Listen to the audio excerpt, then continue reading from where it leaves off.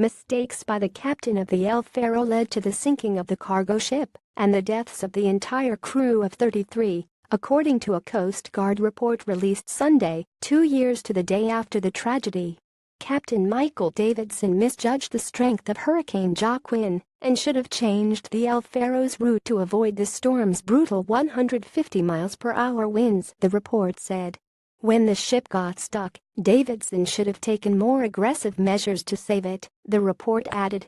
Davidson was ultimately responsible for the vessel, the crew and its safe navigation, said Captain Jason Neubauer at a news conference in Jacksonville, Florida. Neubauer, who chaired the investigation, said the Coast Guard would have moved to revoke Davidson's license if he had survived. The ship's owner, Tote Maritime Incorporated, had not replaced a safety officer, spreading out those duties among other managers, and had violated regulations regarding crew rest periods and working hours, according to the report. This tragedy never should have happened, Senator Bill Nelson, DLA, said in a statement after the report was released. The findings in this report will serve as a roadmap for how we can prevent this kind of tragedy from happening again. The ship, bound for Puerto Rico from Jacksonville, Florida, sank near the Bahamas on October 1, 2015. Transcripts released by the National Transportation Safety Board last December showed an increasingly anxious and panicked crew as the 790-foot container ship sailed into the raging storm.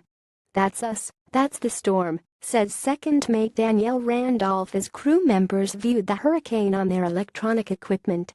"I don't know if any other ships are going right into it like we are," Randolph says. Davidson dismisses a crew member's suggestion to return to shore a few hours later. No, we're not gonna turn around," he says. At 3:22 a.m., a crew member says, "Hear that wind out there? Yup. We're getting it now. Hello, Joaquin.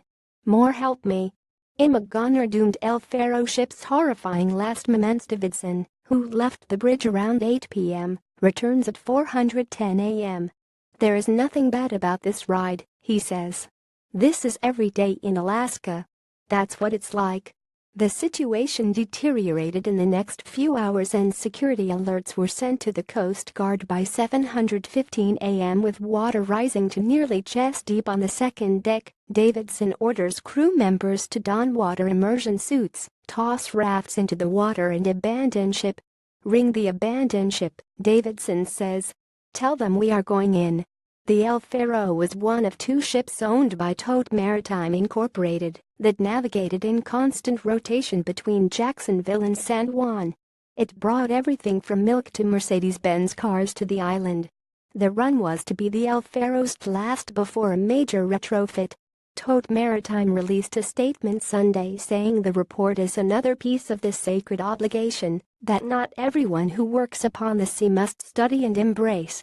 The report details industry practices which need change. Contributing the Associated Press, John Bacon, USA Today. Follow Miller on Twitter at @SusMillerRead or share this story to psusa.ly2ybaz8f.